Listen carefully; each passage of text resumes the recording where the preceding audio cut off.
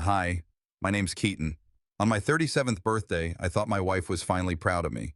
Instead, she pressed an apron into my hands and said, "Here's your new suit, modern houseboy style."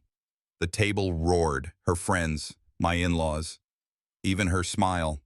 And standing there, I knew they weren't just laughing at me. They were laughing at the life I built for them. What they didn't know was this. My silence was about to change everything. I still remember the sound of forks tapping glass, soft, rhythmic, like a heartbeat that didn't belong to me. The room was warm, filled with laughter that wasn't mine, and golden light from a chandelier that made every polished surface gleam. My wife, Alyssa, stood at the center of it all, glowing in a red silk dress. She looked perfect, too perfect. It was supposed to be my 37th birthday, and for a moment I thought she'd actually done something kind. The dinner was beautiful. Our friends, my coworkers, even her parents had shown up. The scent of roasted lamb mixed with perfume and cheap champagne. I kept telling myself this was her way of making things right after months of quiet distance. When she called out, "Everyone, I have a little surprise for my husband," my chest tightened with something like hope, the kind of hope that makes fools out of men. I stood up smiling like a man who still believed he mattered. Alyssa's mother, Marlene, grinned from across the table, her glass already half raised. "Oh, this is going to be good," she whispered loudly enough for half the room to hear. Alyssa walked toward me, heels clicking like a countdown. She carried a small wrapped box tied with gold ribbon. For a split second I thought, maybe a watch or something personal, a sign that she still remembered who I was. When I tore the paper away, the room went silent. Inside was an apron, bright floral patterns, glossy fabric, ruffled edges. It looked ridiculous. Alyssa tilted her head, her voice sharp enough to cut through my skin. "Here's your new suit," she said. "Modern houseboy style." Laughter exploded around the table. Loud, ugly laughter. Someone slapped my back so hard my drink nearly spilled. "Guess we know who wears the pants now," another joked. I just stood there holding that stupid apron, my throat tightened. I tried to smile, but it felt like my face wasn't mine anymore. Every pair of eyes in that room was on me, waiting for a reaction, a punchline, a breakdown. My gaze drifted to the cake. There was no name on it. No "Happy Birthday, Keaton," just "To Alyssa, for all you do." I froze. "It's my birthday," I whispered, but no one heard. Or maybe they did and didn't care. A man from her office raised his glass. "To Mr. Alyssa," he shouted, and the room erupted again. That's when I looked at her. Really looked. Her smile wasn't shy or embarrassed. It was satisfied. Cold. She liked it. She wanted me to drown in it. My hand tightened around my wine glass. I could feel the chill of it against my skin. The stem creaked, then cracked. A thin line ran up the side like a scar. And that's when something inside me shifted. The laughter around me blurred into a low hum. Every sound faded until all I could hear was the faint buzz of the chandelier overhead. I set the glass down carefully, then rose to my feet. My legs felt steady, too steady for a man who'd just been humiliated. I looked at Alyssa. "If this is your idea of love," I said quietly, "keep it. I'll take respect instead." The air changed. You could hear the fork hit the floor somewhere to my left. Marlene's grin froze halfway. Alyssa blinked once, her smile twitching but not recovering. I folded the apron neatly, smoothing it out like it deserved dignity it never had. Then I placed it on the table right beside her untouched slice of cake. No shouting, no drama, just silence, clean and sharp. Then I turned and walked out. The winter air hit like truth, cold, unfiltered. Snowflakes drifted under the yellow glow of the streetlights. My breath came out in small clouds as I crossed the parking lot. I could still hear faint laughter from inside, muffled by the glass walls of the restaurant. I stopped at the window and looked back. My reflection stared at me through the frost. A man split in two. One still standing inside that room, humiliated and small. The other, out here in the freezing dark, finally breathing. I watched Alyssa laugh again, now louder than ever. She was holding the apron up for the camera, showing it off. Someone clinked a glass. Someone else said, "Guess he finally found his place."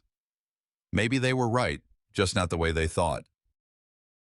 Because standing there, hands buried in my coat pockets, I realized I wasn't just leaving the restaurant. I was leaving behind the version of myself that begged to be understood. That night, they laughed at my silence. They didn't know what my silence would become. Snow had started to fall harder by the time I reached the corner. The restaurant's lights were still visible behind me, glowing like a memory I didn't want anymore. My breath came out slow and heavy, each exhale disappearing into the dark. I didn't have a plan, not really. I just kept walking because stopping felt too much like surrender. Every step crunched against the thin layer of snow on the sidewalk. The laughter from earlier still echoed somewhere in my head, distorted, hollow, looping like an old record. I tried to shake it off, but every time I blinked, I saw her face again. Alyssa's smirk, the way her friends covered their mouths, pretending not to laugh while doing exactly that. The wind bit through my coat. My hands were bare. I hadn't grabbed my gloves when I stormed out. I shoved them deep into my pockets, more to hide the tremor than for warmth. My father used to say, "The way people treat you when you're silent, that's who they really are." He was right. Tonight, silence had stripped every mask away. Streetlights stretched long, thin shadows over the snow. Somewhere in the distance, a dog barked. The world felt deserted. As I passed the corner store, I could see my reflection faintly in the dark window. Just a man with tired eyes, walking home to an address that didn't mean home anymore. By the time I reached the driveway, the cold had seeped into my bones. The house stood there, perfect, tidy, and soulless. Alyssa's car wasn't in the garage. For a second, I was grateful. I wasn't ready to hear another one of her lines like, "You're overreacting," or "It was just a joke." Inside, the air was warm but empty. Every light was off except for the one over the kitchen island. Her perfume lingered faintly in the air, a mix of lavender and something too sweet, like sugar left too long on heat. The dishes from the pre-party toast sat unwashed in the sink, lipstick marks still clinging to one glass. On the counter was a folded note. I didn't need to open it, but I did anyway. "Don't wait up. You're too sensitive, Keaton." No apology, no remorse, just her handwriting, beautiful, precise, cruel. I leaned against the counter for a while, staring at the paper. My fingers curled around it, not in rage, but in something quieter. A kind of sadness that felt heavier than anger ever could. I dropped it in the trash, then reached for a glass from the cabinet. It was the same one I'd used at the restaurant. The crack ran down the side, faint but visible. I filled it with water. When the light from the pendant lamp hit it, the fracture glowed faintly, like a scar catching the moon. I turned it slowly in my hand. My reflection split across the break. That tiny line said more than anything else tonight. Not shattered, just changed. I carried the glass with me into the living room and sat on the couch. The silence pressed in. The house was too clean, too arranged. Every photo on the wall told a story that had already expired. Alyssa smiling on our wedding day, me behind her, looking proud. Back then, I thought pride and love were the same thing. I was wrong. My mind drifted backward to little things I'd ignored for years. The way she mocked my calloused hands when I came home from the shop. How her mother always said, "You married up, Keaton. Don't forget that." The nights when friends laughed as Alyssa called me Mr. Houseboy while sipping wine I'd bought. It wasn't one night of cruelty. It was a slow erosion, one joke at a time. Until tonight, there was nothing left to laugh at except me. I went upstairs. The bedroom smelled like her perfume and the faint trace of my aftershave. I sat on the edge of the bed staring at the wedding photo on the nightstand. In the picture, I looked at her the way a man looks at his future. Now, I saw my past. "I built this house," I whispered, "but it was never a home." I slid the ring off my finger. The metal felt cold, indifferent. I set it down beside the cracked glass on the nightstand. The two objects sat there, side by side, a marriage and a wound. Both still intact, both irreversibly changed. I stayed like that for a long time, listening to the hum of the refrigerator downstairs and the ticking of the wall clock. It was strange how loud silence could be when you finally stopped fighting it. At some point, I stood up and walked to the window. Snow was falling harder now, covering the driveway, the steps, the footprints I'd left behind. It was erasing everything, even the path I'd taken to come back here. And maybe that was what I needed, to let it all get buried for a night. I turned off the light, lay down fully dressed, and stared at the ceiling. The house creaked with the wind. My chest ached, but not from heartbreak anymore. It was something else, an awareness. The kind that comes when you realize you've been living inside someone else's story. I didn't cry. I didn't move. I just watched the shadow of the streetlight crawl slowly across the ceiling. At dawn, I packed one bag, not to leave her, but to find what was left of me. The morning light came pale and tired through the windshield as I drove out of town. The roads were quiet, lined with frost and bare trees. I didn't know where else to go, so I let the wheel turn toward the only place that ever felt steady, the workshop my father built years ago. It sat at the edge of a small industrial strip outside Richmond, tucked between a welding shop and an abandoned gas station. The sign above the door had faded, but the letters were still there. Harper Sun Woodworks. The sun was my father's idea. He painted it himself when I was 10, said one day I'd take over. I never did. I parked out front, stepped out into the cold, and stared at the door. The key was still on my old ring. I hadn't used it in nearly 5 years. It stuck in the lock for a second before turning with a click that echoed inside. The smell hit me first. Wood dust, varnish, time. Dust floated in the beams of sunlight cutting through the window. Every corner of that place was frozen in time. A hammer left mid-swing, a plank of walnut half-sanded, my father's coat hanging near the back wall, stiff with age. I walked in slowly, like a man stepping into a church. My boots left prints in the thin layer of sawdust covering the floor. The air was still, heavy with memories. Dad used to say, "You don't fix what's broken, you rebuild it stronger." He said it while teaching me how to repair a cracked table leg. Back then, I thought he was talking about furniture. Now I wasn't so sure. I ran my hand along the workbench, tracing grooves cut by his chisel. My palm came away dusty, and for some reason, that small thing made my throat tighten. He'd died in this same room. Heart attack, quick and silent. I hadn't been able to step foot in here since the funeral. I turned toward the wall and saw something hanging near the pegboard.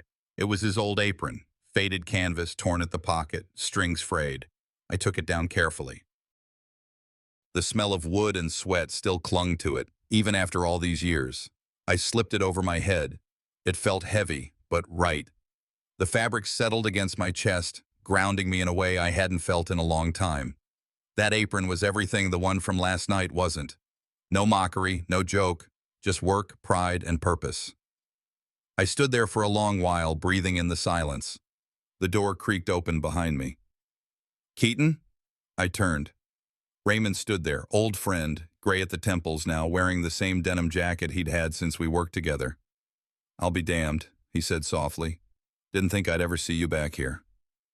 "Didn't think I'd come back," I replied. My voice came out rough. He walked in, brushing snow from his shoulders. "You see it?" "See what?" He hesitated, pulling out his phone. "Man, I hate to be the one showing you this, but it's everywhere." He turned the screen toward me. There I was, standing at the restaurant, holding that ridiculous floral apron while everyone laughed. Someone had filmed the whole thing. The caption read, "Modern houseboy style, birthday gone wrong." My stomach dropped. I didn't press play, but I could hear it anyway. Alyssa's voice, high and clear, laughing louder than anyone. The video had hundreds of comments. "Wow, imagine being this whipped. She really showed him who's boss. Poor guy, bet he still thanks her for it." I didn't say anything. My jaw tightened. The workshop suddenly felt smaller, like the walls were closing in. Raymond shoved his phone back in his pocket. "Hey, don't let that garbage get to you. Internet's full of people who ain't got a clue who you are." I nodded, but the words slid off. My mind was stuck on that video, on how quickly a private humiliation became public entertainment. Raymond stepped closer. "Listen, there's this renovation project out near Mechanicsville, Old Community Center. They need someone who knows structure, not just decoration. You'd be perfect for it." I looked up. "You really think so?" He smirked. "Man, you built half the custom pieces in this town before she dragged you off to the suburbs. You were never the joke. You just stood near the wrong people too long." That hit harder than he probably meant it to. I turned toward the window. Outside, the morning had brightened a little, sunlight catching the dust in the air. "Maybe it's time I stopped standing near them," I said. I walked over to my car parked outside and opened the glove compartment. Inside sat the cracked glass from last night, the one I couldn't bring myself to throw away. I held it up. The fracture gleamed faintly in the light, same as before. I placed it on the shelf above my father's workbench. The sunlight hit it just right, and the crack glowed golden. Broken, but catching light. I turned back to Raymond. If they want to laugh, let them, I said quietly. Next time, they'll know who I really am, he smiled. That's the man I remember. As he left, I stood in the doorway, feeling the cold air mix with the warmth from inside. For the first time in days, I didn't feel hollow. By the end of that week, I'd wear an apron again, but this time on my own terms. The next Monday, I was standing at the gates of a wide colonial estate just outside Richmond. The sun glinted off white columns and scaffolding wrapped around the house like a patient mid-recovery. My father's apron hung from my shoulders, the fabric rough but comforting. For the first time in weeks, I felt something close to peace. The foreman, Carl, waved me over. "You're Keaton Harper, right?" Raymond said good things. "Glad to have another pair of steady hands." I nodded, shaking his calloused grip. "Just point me where you need me." He led me toward the porch where other workers were sanding balusters and fixing cracked trim. Nobody laughed, nobody whispered. It was just the hum of tools, sawdust floating through sunlight, and the sound of men doing honest work. I fit right in. Every scrape of wood, every tap of a hammer felt like breathing again. I could almost hear my father's voice behind me, calm and steady. "Take your time, son. Good wood rewards patience."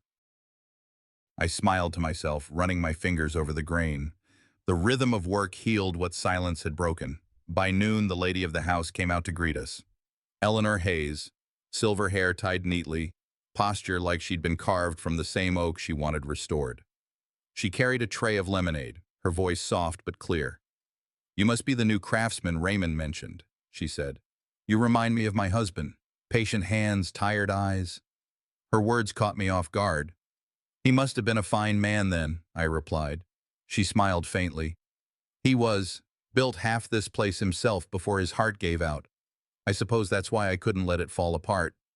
I nodded, feeling a strange warmth I hadn't expected.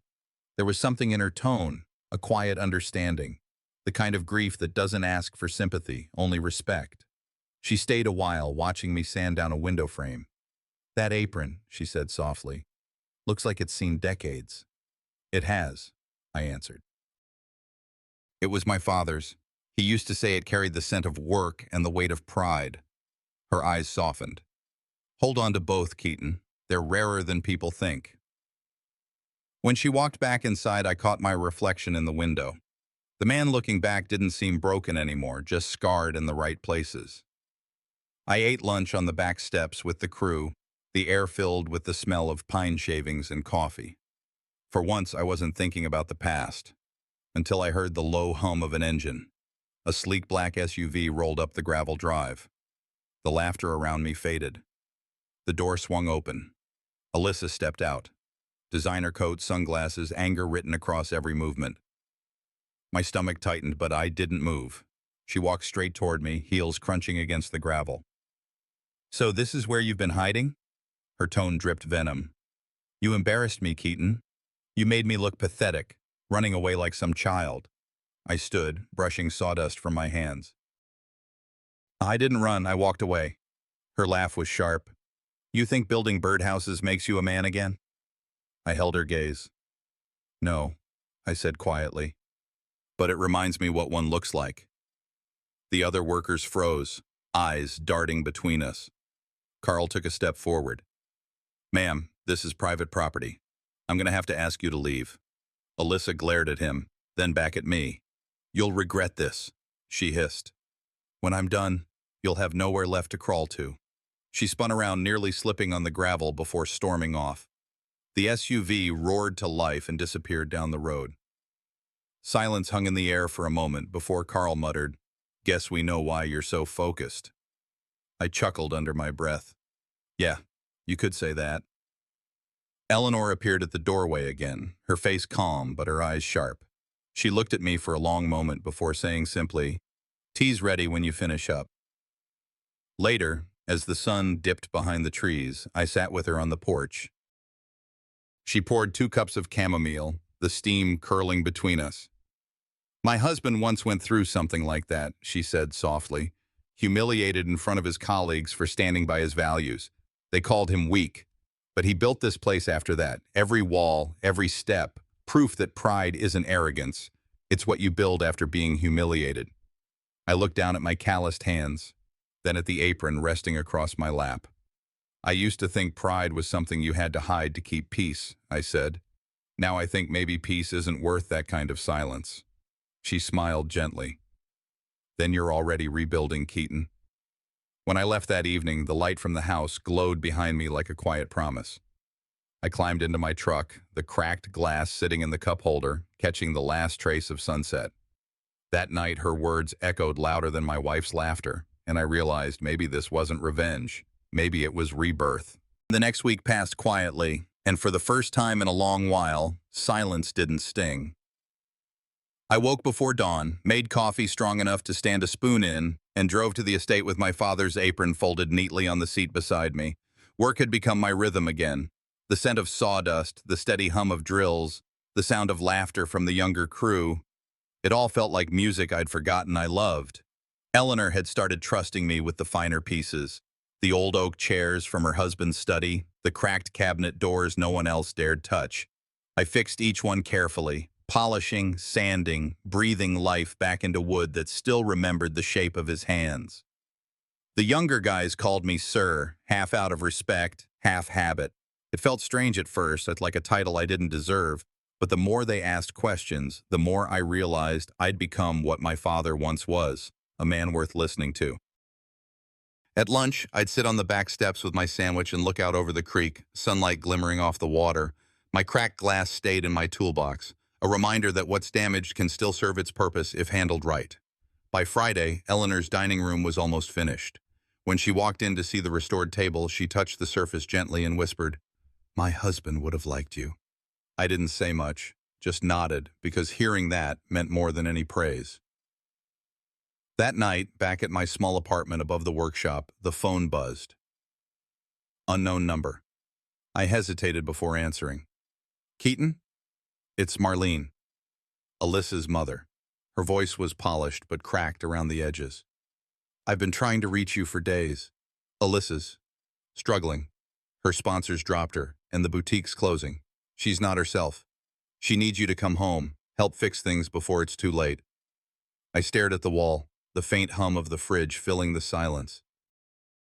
"Well, Marlene," I said finally, "I'm not a publicist. I'm her husband.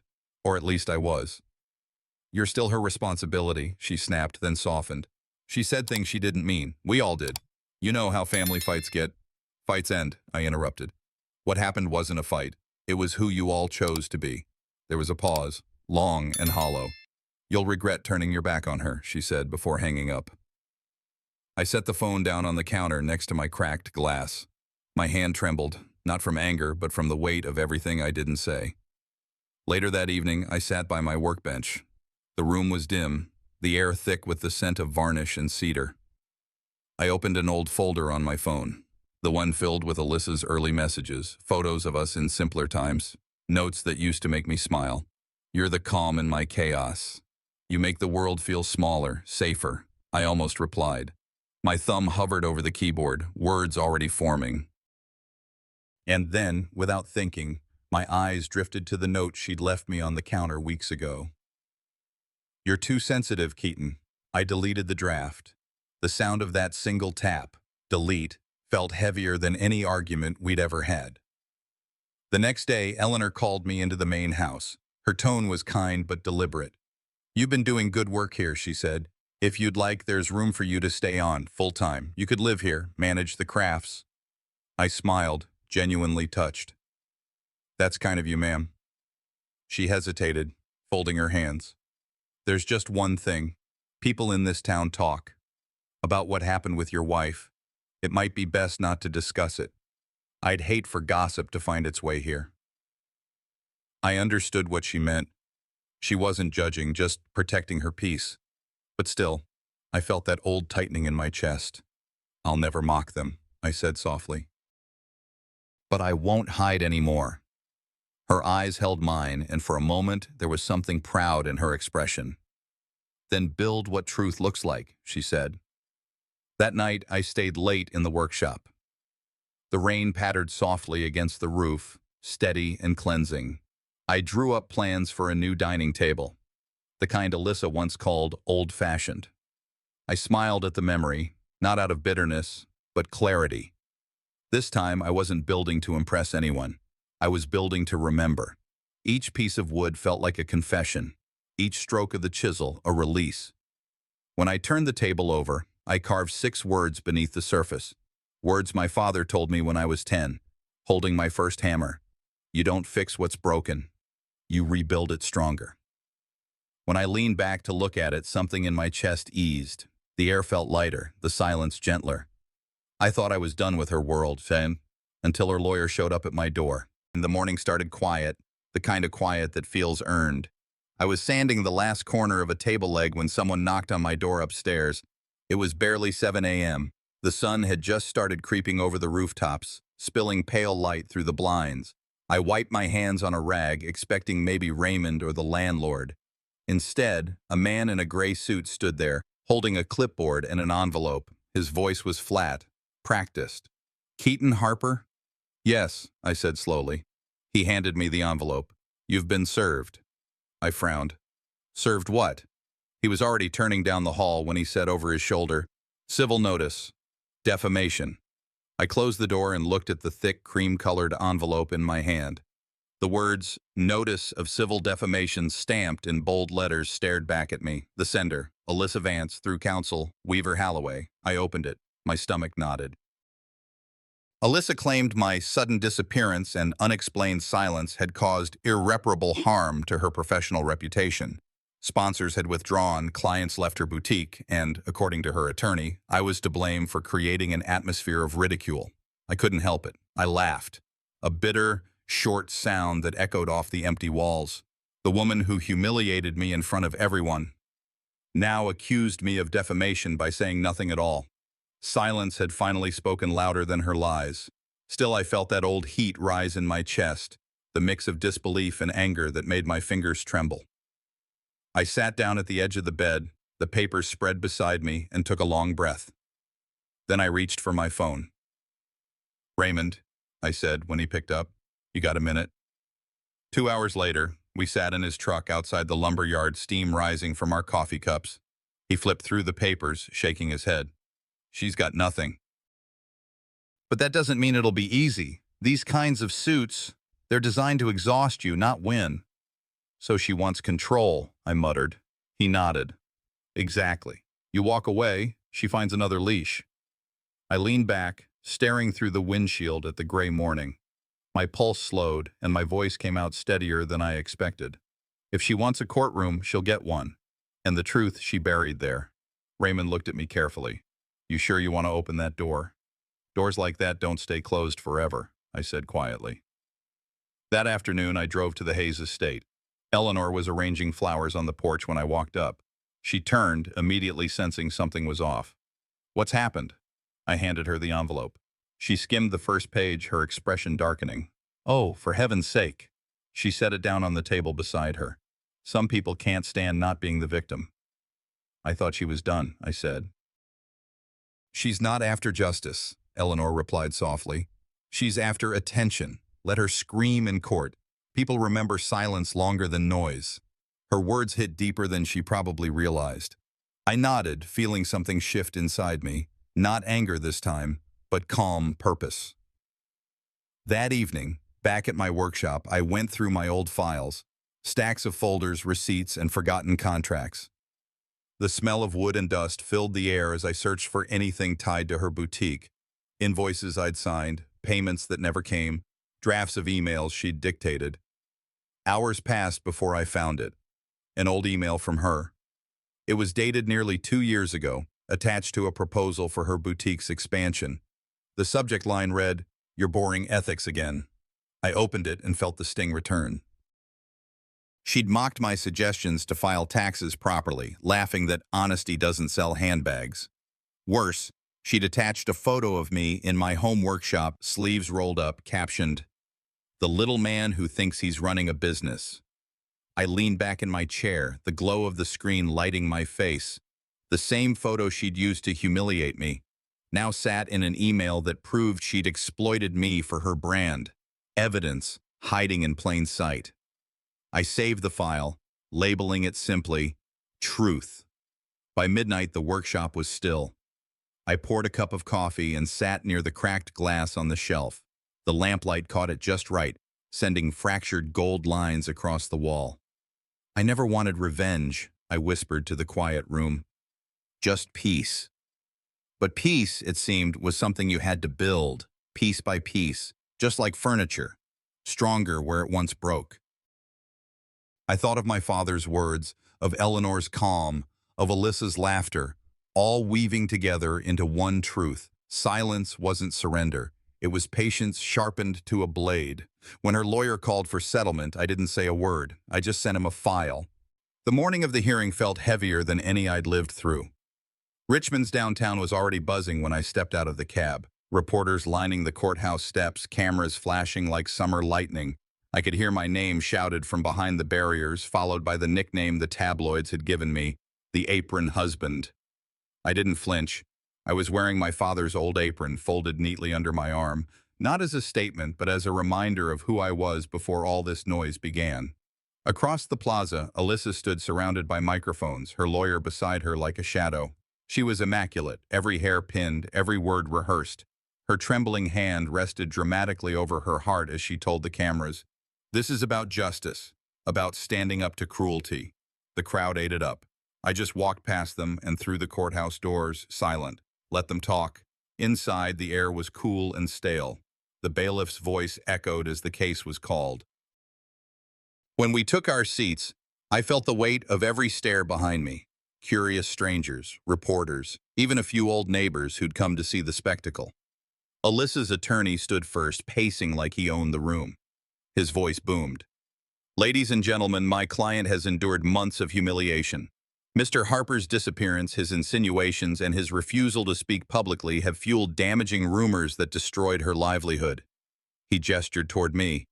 He abandoned her, then hid behind his silence while sponsors fled, and her name was dragged through the mud. Gasps rippled across the room. Alyssa lowered her head just slightly, practiced sorrow. But I saw it. The faint tremor in her fingers, the same twitch I'd seen when she realized her lies were slipping. When it was our turn, my attorney didn't say much, just handed me the small USB drive I'd given him days earlier. He approached the judge's bench and plugged it in. "Your Honor," he said calmly, "we believe this file speaks for itself." The first clip filled the speakers, Alyssa at a dinner party, laughing loudly. "He's just a handyman with a complex," she said in that syrupy tone people use when they think they're charming. "I keep him around because he looks good in an apron." More clips followed, her Instagram stories, interviews, all mocking me, her voice, her laughter, her own words. The room grew still except for the echo of her cruelty replaying again and again. I didn't look at her. I didn't have to. By the third recording, her attorney's face had lost its color. Alyssa stood abruptly, her voice breaking. "He set me up. Those were private moments. You're twisting everything." The judge struck the gavel. "Mrs. Vance, you will remain seated." The outburst hung in the air like smoke. For the first time, the room wasn't laughing at me. They were seeing her clearly. Eleanor was there, sitting quietly in the back row. Our eyes met for a brief second. She gave a small nod, steady and proud. When I took the stand, I didn't raise my voice. "Your Honor," I said, "I never asked her to apologize. I only wanted peace." Silence fell over the courtroom. The kind that doesn't just fill space but sinks deep. Even the judge paused before responding. After a brief recess, the verdict came. The case was dismissed. The judge ordered Alyssa to pay all legal fees, noting the recordings as compelling evidence of self-inflicted reputational harm. Alyssa didn't look at me when the gavel came down. Her attorney gathered his papers in silence, eyes fixed on the floor. Outside, the cameras were waiting again. Microphones rushed toward me. "Mr. Harper, how does it feel to win? Do you have a message for your ex-wife?" I stopped at the courthouse steps. The sky had turned overcast, the wind cold on my face. I looked at the crowd, at the lenses pointed my way, and said simply, "No comment." They shouted after me as I walked toward the street, but their voices faded behind the traffic noise. The same silence that once humiliated me was now my armor, my peace. That night the world went quiet, but her family didn't. The storm rolled in just after sunset, wind whistling through the narrow alley behind my workshop. Rain hit the tin roof in uneven bursts, like impatient knocking. At first I thought it was thunder. Then I heard it again. Sharp, deliberate, human. I wiped my hands and went to the door. When I opened it, two shadows stood on the porch, Marlene and Garrett. Her coat was soaked through, his jaw was clenched tight. They didn't wait for an invitation. Garrett brushed past me, the smell of wet leather following him. Marlene's eyes were fire. "You think this is funny, Keaton?" she snapped, voice trembling between rage and fear. "You humiliated our family on national television. You embarrassed us after everything we gave you." I shut the door slowly, keeping my tone even. "You didn't give me anything, Marlene. You just taught me how much silence can cost." Her face tightened, and Garrett stepped closer, towering over me. "You could have handled this privately. You didn't have to drag Alyssa's name through the mud." I met his glare without blinking. "I didn't drag her name anywhere. She walked there on her own." Garrett's lip curled. "You think you're some kind of hero now? The world's cheering for you. A handyman with a martyr complex?" I motioned toward the table in the center of the room, the one I'd built after the trial, its oak surface glistening under lamplight. "You see that?" I said quietly. "That's the only thing I've ever built that didn't fall apart. Everything else, your family included, was made of noise." The rain beat harder against the roof. Marlene's hands shook as she pointed at me. "You'll retract the evidence. You'll release a statement saying the clips were fake. Or what?" I asked. She hesitated, voice breaking. "Or we'll make sure you never work in this town again." I almost laughed. "That's the thing about building from scratch, Marlene. Once you lose everything, there's nothing left to threaten." Garrett slammed his fist on the workbench, tools clattering to the floor. "You ungrateful!" He lunged forward, shoving me hard enough that I stumbled against the cabinet. My chest hit wood and pain shot through my ribs. Still, I didn't raise a hand. Instead, I pointed at the carved words beneath the table's edge. My father's words. "You rebuild it stronger." "That's the only thing that'll survive tonight," I said. Lightning flashed outside, followed by thunder that shook the glass panes in their frames. Garrett froze mid-breath, his anger breaking against the sound. Then, something unexpected. Marlene's voice softened. The fury drained from her face, leaving only exhaustion. "You don't understand," she said. "Alyssa's father never forgave you. He told her you'd ruin the family's image. She didn't hate you at first, but he made her. He made all of us." I stood there, the storm muffling her confession. My throat tightened. "You all wanted a houseboy," I said, "but I was building a home." She covered her face, sobbing quietly. Garrett looked lost for a second, not angry, just hollow. Then his eyes landed on the cracked glass sitting on the shelf, the last relic from my humiliation. Before I could stop him, he grabbed it and threw it to the floor. The shatter was sharp, final, pieces scattering across the wood like silver tears. I didn't move. "Go ahead," I said softly. "You can't break what's already healed." I opened the door wide. The wind howled through, sending rain sweeping across the floor, soaking our shoes. "You should go," I said. Garrett stared at me, breathing hard. Marlene lingered by the doorway, whispering something I couldn't quite hear. Maybe an apology, maybe just regret. Then they were gone, swallowed by the storm. I stood for a long while, the thunder fading into a distant hum. Water pooled near the door, carrying tiny shards of glass toward the threshold. When I bent to sweep them up, the fragments caught the light, glittering, not like reminders of pain, but proof that something broken could still shine. I wrapped them in a cloth and tucked one small piece into my toolbox. A keepsake, not of what they took from me, but of what I finally reclaimed. The rain eased. The workshop smelled of cedar and rainwater. I poured myself a cup of coffee and sat by the open door, watching the storm pass. For the first time in years, I didn't feel small. I didn't feel erased. I felt clean. I thought the storm had passed. until the invitation arrived. 3 weeks passed before the letter arrived. I found it waiting on my workbench one morning, sealed in thick ivory paper with gold lettering. The handwriting was unmistakable, neat, rehearsed, expensive. You are cordially invited to celebrate the rebirth of Alyssa Company. The words almost made me laugh. Rebirth. That woman could turn ashes into marketing. I turned the envelope over in my hands, half tempted to throw it in the trash, but curiosity won. Maybe it wasn't revenge pulling me. Maybe it was the need to see, once and for all, whether she'd learned anything. So that Friday night, I found myself standing in front of the same kind of people who once laughed at me. The rooftop restaurant sparkled like a movie set, glass chandeliers swaying in the breeze, champagne fountains bubbling beneath golden lights. The Richmond skyline glowed behind it all, beautiful and hollow. I wore a clean white shirt and dark jeans, nothing fancy. The same folded apron rested under my arm, ironed flat and spotless.